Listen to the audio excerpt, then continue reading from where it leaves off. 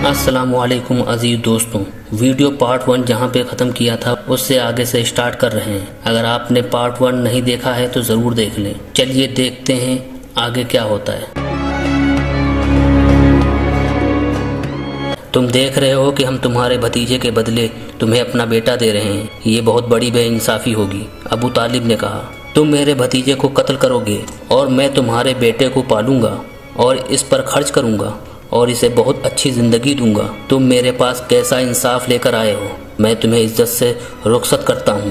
خالد نے جب اپنے بھائی کو اپنے سرداروں کے ساتھ واپس آتے دیکھا اور سرداروں سے سنا کہ ابو طالب نے یہ سودا قبول نہیں کیا تو خالد کو دلی مسرت ہوئی۔ محمد صلی اللہ علیہ وسلم کا تم نے کیا بگاڑ لیا تھا ابو سلیمان؟ خالد کی ذات سے ایک سوال اٹھا۔ اس نے خیالوں میں سر ہلایا اور دل ہی دل میں کہا، کچھ نہیں۔ بے شک محمد صلی اللہ علیہ وسلم کا جسم طاقتور ہے، لیکن رکانہ بن عبد یزید جیسے پہلوان کو اٹھا کر پٹکنے کے لیے صرف جسمانی طاقت کافی نہیں۔ رکانہ بن عبد یزید رسول اللہ صلی اللہ علیہ وسلم کا چچا تھا جس نے اسلام قبول نہیں کیا تھا۔ وہ عرب کا مانا ہوا پہلوان تھا، نامی گرامی پہلوان آئے جنہیں اس نے ایک ہی داؤں میں پٹک کر اٹھنے کے قابل نہ چھوڑا۔ وہ وحشی انسان تھا، صرف لڑنا مارنا جانتا تھا۔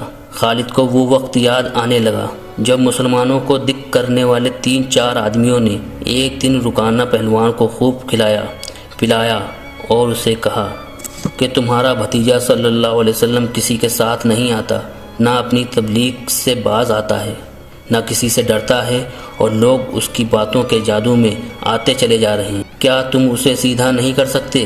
کیا تم میرے ہاتھوں اپنی ہڈیاں توڑوانا چاہتے ہو؟ رکانہ نے اپنے چہرے پر مست بھینسے کا تاثر پیدا کر کے تکبر کے لہجے میں کہا تھا، لاؤ اسے میرے مقابلے میں، لیکن وہ میرا نام سن کر مکے سے بھاگ جائے گا۔ نہیں، میں اس کے ساتھ لڑنا اپنی توہین سمجھتا ہوں۔ اس نے اکسانے والے آدمیوں کی بات نہ مانی، وہ کسی پہلوان کو اپنے برابر سمجھتا ہی نہیں تھا۔ مسلمانوں کے دشمن خاموش ہو گئے، لیکن سوچتے رہے کہ رسول اللہ صلی اللہ علیہ وسلم رکانہ کے ہاتھوں گرا کر آپ کا تماشا بنایا جائے۔ وہ خوش تھے کہ اہل قریش آپس میں بٹ کر ایک دوسرے کے دشمن ہو گئے ہیں۔ انہیں پتہ چل گیا کہ قریش کے کچھ آدمیوں نے رکانہ پہلوان کو اکسایا ہے کہ وہ رسول اللہ صلی اللہ علیہ وسلم کو کشتی کے لیے للکارے، لیکن وہ نہیں مان رہا۔ ایک روز رکانہ رات کے وقت ایک گلی سے گزر رہا تھا کہ اس کے قریب سے ایک بڑی حسین اور جوان لڑکی گزری۔ چاندنی رات میں لڑکی نے رکانہ کو پہچان لیا اور مسکرائی۔ رکانہ وحشی تھا، وہ رک گیا اور لڑکی کا راستہ روک لیا۔ کیا تم جانتی ہو کہ عورت مرد کی طرف دیکھ کر مسکراتی ہے تو اس کا مطلب کیا ہوتا ہے؟ رکانہ پہلوان نے پوچھا، کون ہو تم؟ اس کا مطلب یہ ہوتا ہے کہ عورت اس مرد کو چاہتی ہے۔ جوان لڑکی نے جواب دیا، میں سبط ابن ارمن ہوں۔ او ارمن، یہودی کی بیٹی؟ رکانہ نے کہا اور لڑکی کے کندھوں پر ہاتھ رکھ کر اور اسے اپنے قریب کر کے بولا، کیا میرا جسم تجھے اتنا اچھا لگتا ہے اور کیا میری طاقت؟ تمہاری طاقت نے مجھے مایوس کر دیا ہے۔ سبط نے پیچھے ہٹتے ہوئے کہا، تم اپنے بھتیجے صلی اللہ علیہ وسلم سے ڈرتے ہو؟ کون کہتا ہے؟ رکانہ نے گرج کر پوچھا۔ سب کہتے ہیں۔ سبط نے کہا، پہلے محمد صلی اللہ علیہ وسلم کو گراؤ، میں اپنا جسم تمہیں انعام میں دوں گی۔ اللہ کے بیٹے اور بیٹیوں کی قسم، تیری بات پوری کر کے تیرے سامنے آؤں گا۔ رکانہ نے کہا، لیکن تو نے غلط سنا ہے کہ میں محمد صلی اللہ علیہ وسلم سے ڈرتا ہوں۔ بات یہ ہے کہ میں اپنے سے کمزور کے ساتھ لڑنا اپنی توہین سمجھتا ہوں، لیکن تیری بات پوری کروں گا۔ مشہور مورخ ابن حشام نے لکھا ہے کہ رسول اللہ صلی اللہ علیہ وسلم نے خود رکانہ پہلوان کو کشتی کے لیے للکارا تھا۔ ابن الاسیر نے جو روایت پیش کی ہے وہ درست ہے کہ رکانہ نے رسول اللہ صلی اللہ علیہ وسلم کو کشتی کے لیے للکارا اور اس نے کہا تھا، میرے بھائی کے بیٹے، تم بڑے دل اور جرت والے آدمی ہو۔ میں یہ نہیں جانتا ہوں کہ تم جھوٹ بولنے سے نفرت کرتے ہو، لیکن مرد کی جرت اور صداقت کا پتہ اکھاڑے میں چلتا ہے۔ آؤ میرے مقابلے میں اکھاڑے میں اترو۔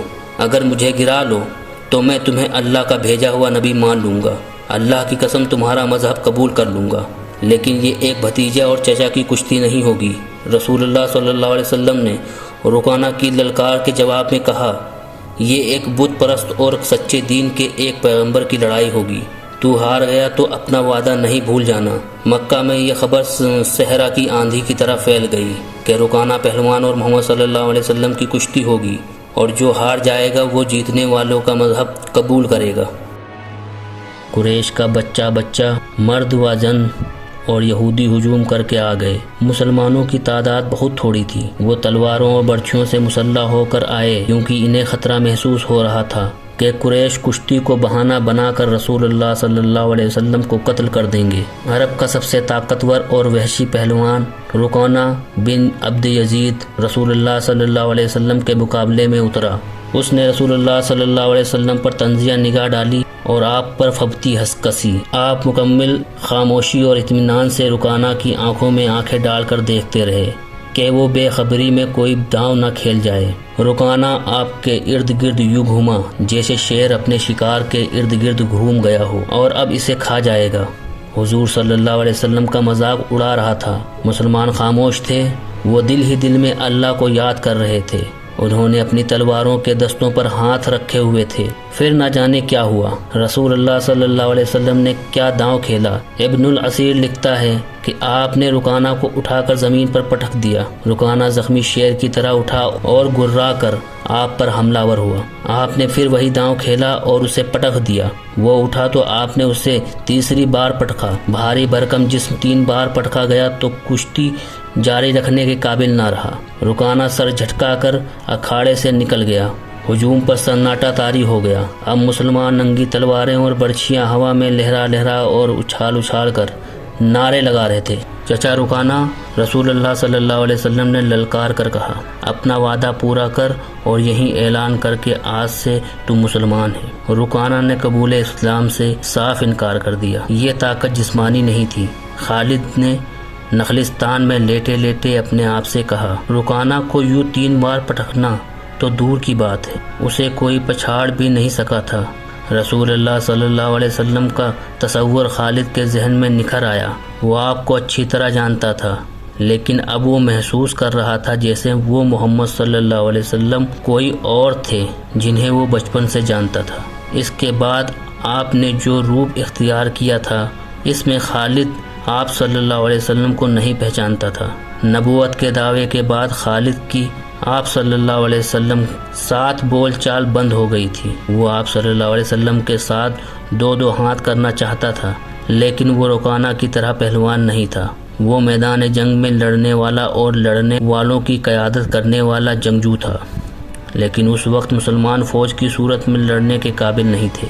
جب مسلمان فوج کی صورت میں لڑنے کے قابل ہوئے اور قریش کے ساتھ ان کا پہلا معرکہ ہوا، اس وقت خالد کے لیے ایسے حالات پیدا ہو گئے تھے کہ وہ اس معرکے میں شامل نہیں ہو سکا تھا۔ اس کا اسے بہت افسوس تھا۔ یہ معرکہ بدر کا تھا، جس میں 300 مجاہدین اسلام نے 1000 کو شکست دی تھی۔ خالد دانت پیستا رہ گیا تھا، لیکن اس روز جب وہ ایک نخلستان میں لیٹا ہوا تھا، اسے خیال آیا کہ 313 نے 1000 کو کس طرح شکست دے دی تھی۔ اس نے شکست کھا کر آنے والے قریش سے پوچھا تھا کہ مسلمانوں میں وہ کون سی خوبی تھی جس نے انہیں فتح یاب کیا تھا۔ خالد اٹھ بیٹھا اور انگلی سے ریت پر بدر کے میدان کے خد و خال بنا کر قریش اور مسلمان کی پوزیشنیں اور معرکے کے دوران دونوں کی چالوں کی لکیریں بنانے لگا۔ باپ نے اسے فن حرب و ضرب کا ماہر بنایا تھا۔ بچپن میں اسے گھوڑا سواری سکھائی، لڑکپن میں اسے اکھڑ منہ زور گھوڑوں کو قابو میں لانے کے قابل بنایا۔ نوجوانی میں وہ شہ سوار بن چکا تھا۔ شتر سواری میں بھی وہ ماہر تھا۔ اس کا باپ ہی اس کا استاد تھا۔ اس نے خالد کو صرف سپاہی نہیں بلکہ سالار بنایا تھا۔ خالد کو جنگ و جدل اتنی اچھی لگی کہ وہ لڑنے اور لڑانے کے طریقوں پر غور کرنے لگا اور جوانوں میں فوج کی قیادت کے قابل ہو گیا تھا۔ اسے بدر کی لڑائی میں شامل نہ ہو سکنے کا افسوس تھا اور وہ انتقام کے طریقے سوچتا رہتا تھا، لیکن اب اس کی سوچوں کا دھارا کسی اور طرف چل پڑا تھا۔ مکہ سے روانگی سے کچھ دن پہلے سے وہ اس سوچ میں کھو گیا تھا کہ رسول اللہ صلی اللہ علیہ وسلم نے رکانہ پہلوان کو 3 بار پٹکا تھا اور بدر میں آپ صلی اللہ علیہ وسلم نے محض 313 مجاہدین سے 1000 کو شکست دی۔ یہ کوئی اور ہی قوت تھی، لیکن بدر کے معرکے کے بعد اس کے دل میں مسلمانوں کے خلاف انتقام کی آگ سلگ رہی تھی۔ مسلمان معرکہ بدر میں قریش کے بہت سے آدمیوں کو قیدی بنا کر لے گئے تھے۔ قریش کے سرداروں کے لیے تو یہ صدمہ تھا ہی، اس کا بہت برا اثر خالد نے قبول کیا تھا۔ اسے یاد تھا کہ جب بدر کا معرکہ لڑا جا رہا تھا تو مکہ میں کوئی خبر نہیں پہنچ رہی تھی کہ معرکہ کا انجام کیا ہوا۔ مکہ کے لوگ بدر کی سمت دیکھتے رہتے تھے کہ ادھر کے کوئی سوار دوڑا آئے اور فتح کی خبر سنائے گا۔ آخر ایک روز ایک شتر سوار آتا نظر آیا۔ لوگ اس کی طرف دوڑ پڑے۔ سوار نے عرب کے رواج کے مطابق اپنا کرتا پھاڑ دیا تھا اور وہ روتا آ رہا تھا۔ بری خبر لانے والے قاصد ایسا ہی کیا کرتے تھے۔ وہ جب لوگوں کے درمیان پہنچا تو اس نے روتے ہوئے بتایا کہ اہل قریش کو بہت بری شکست ہوئی ہے۔ جس کے عزیز رشتہ دار لڑنے گئے تھے وہ ایک دوسرے سے آگے بڑھ کر ان کے مطابق پوچھتے تھے کہ وہ زندہ ہے، زخمی ہیں یا مارے گئے ہیں۔ شکست خوردہ قریش پیچھے آ رہے تھے۔ مارے جانے والوں میں 17 افراد خالد کے قبیلے بنو مخزوم کے تھے اور ان سب کے ساتھ خالد کا خون کا بڑا قریبی رشتہ تھا۔ ابو جہل بھی مارا گیا تھا۔ خالد کا بھائی جس کا نام ولید تھا جنگی قیدی ہو گیا تھا۔ ابو سفیان جو قریش کے سرداروں کا سردار تھا اور اس کی بیوی ہند بھی موجود تھے۔ کچھ میرے باپ اور میرے چاچا کے مطابق بتائیں قاصد، ہند نے پوچھا۔ تمہارا باپ عتبہ علی رضی اللہ تعالیٰ عنہ اور حمزہ رضی اللہ تعالیٰ عنہ کے ہاتھوں مارا گیا ہے، قاصد نے کہا، اور تمہارے چچا شیبہ کو اکیلے حمزہ رضی اللہ تعالیٰ عنہ نے قتل کیا، اور تمہارا بیٹا خنطلہ علی رضی اللہ تعالیٰ عنہ کے ہاتھوں مارا گیا ہے۔ ابو سفیان کی بیوی ہند نے پہلے تو علی رضی اللہ تعالیٰ عنہ اور حمزہ رضی اللہ تعالیٰ عنہ کو بلند آواز میں گالیاں دی، پھر بولی، اللہ کی قسم، میں اپنے باپ، اپنے چچا اور اپنے بیٹے کے خون کا بدلہ لوں گی۔ ابو سفیان پر خاموشی طاری تھی۔ خالد کا خون کھول رہا تھا۔ قریش کے 70 آدمی مارے گئے اور جو جنگی قیدی ہوئے ان کی تعداد بھی اتنی ہی تھی۔ خالد اٹھا، دری جھاڑ کر لپیٹی اور گھوڑے کی زین کے ساتھ باندھ کر سوار ہوا اور مدینے کی سمت چل پڑا۔ اس نے ذہن کو یادوں سے خالی کر دینا چاہا، لیکن اس کے ذہن مدینہ پہنچ جاتا جہاں رسول اللہ صلی اللہ علیہ وسلم تھے اور جو تبلیغ اسلام کا مرکز بن گیا تھا۔ آپ صلی اللہ علیہ وسلم کا خیال آتے ہی اس کا ذہن پیچھے چلا جاتا اور اسے وہ منظر دکھاتا جس کے خلاف حضرت صلی اللہ علیہ وسلم تھے۔ اس کے ذہن میں ہند کے الفاظ آئے جو اس کے اپنے خاوند ابو سفیان سے کہے تھے۔ میں اپنے باپ اور چچا کو بھول سکتی ہوں، ہند نے کہا تھا۔ کیا میں اپنے لخت جگر حنظلہ کو بھی بھول جاؤں؟ ماں اپنے بیٹے کو کیسے بھول سکتی ہے؟ اللہ کی قسم، میں محمد صلی اللہ علیہ وسلم کو اپنے بیٹے کا خون معاف نہیں کروں گی۔ یہ لڑائی محمد صلی اللہ علیہ وسلم نے کرائی ہے۔ میں حمزہ رضی اللہ تعالیٰ عنہ اور علی رضی اللہ تعالیٰ عنہ کو نہیں بخشوں گی۔ وہ میرے باپ، میرے چچا اور میرے بیٹے کے قاتل ہیں۔ میرے خون کو صرف میرے بیٹے کا قتل گرما رہا ہے۔ ابو سفیان نے کہا تھا، مجھ پر اپنے بیٹے کے خون کا انتقام فرض ہو گیا ہے۔ میں سب سے پہلے یہ کام کروں گا کہ محمد صلی اللہ علیہ وسلم کے خلاف زبردست فوج تیار کر کے اس کے آئندہ لڑنے کے قابل نہیں چھوڑوں گا۔ مشہور مورخ اور واقعہ نگار واقدی لکھتا ہے کہ اگلے ہی روز ابو سفیان نے تمام سرداروں کو بلایا۔ ان میں زیادہ تعداد ان سرداروں کی تھی جو کسی نہ کسی وجہ سے بدر میں شریک نہیں ہو سکے تھے، اور ان میں سے ہر ایک کا کوئی نہ کوئی عزیز اس جنگ میں مارا گیا تھا۔ سب انتقام کا ارادہ لے کر اکٹھے ہوئے تھے۔ کیا مجھے زیادہ باتیں کرنے کی ضرورت ہے؟ ابو سفیان نے کہا، میرا اپنا جوان بیٹا مارا گیا ہے، اگر میں انتقام نہیں لیتا تو مجھے جینے کا کوئی حق نہیں۔ سب ایک ہی بار بولنے لگے۔ وہ اس پر متفق تھے کہ مسلمانوں سے بدر کی شکست کا انتقام لیا جائے، لیکن آپ میں سے اب کوئی بھی اپنے گھر میں نہ بیٹھا رہے۔ خالد نے کہا، بدر میں ہم صرف اس لیے ذلت میں گرے کہ سردار گھروں میں بیٹھے رہے اور ان لوگوں کو لڑنے کے لیے بھیج دیا جو قریش کی عظمت کو نہیں سمجھتے تھے۔ کیا میرے باپ کو بھی قریش کی عظمت کا خیال نہ تھا؟ خالد کے چچا زاد بھائی اکرمہ نے، جو ابو جہل کا بیٹا تھا، برہم ہوتے ہوئے کہا، کیا سفیان بن امیہ کے باپ کو بھی قریش کی عظمت کا خیال نہ تھا؟ تم کہاں تھے ولید کے بیٹے؟ ہم یہاں ایک دوسرے سے لڑنے کے لیے اکٹھے نہیں ہوئے، ابو سفیان نے کہا۔ خالد، تمہیں ایسی بات نہیں کہنی چاہیے تھی جس سے کوئی اپنی بے عزتی محسوس کرے۔ ہم میں سے کوئی بھی عزت والا نہیں رہا، خالد نے کہا۔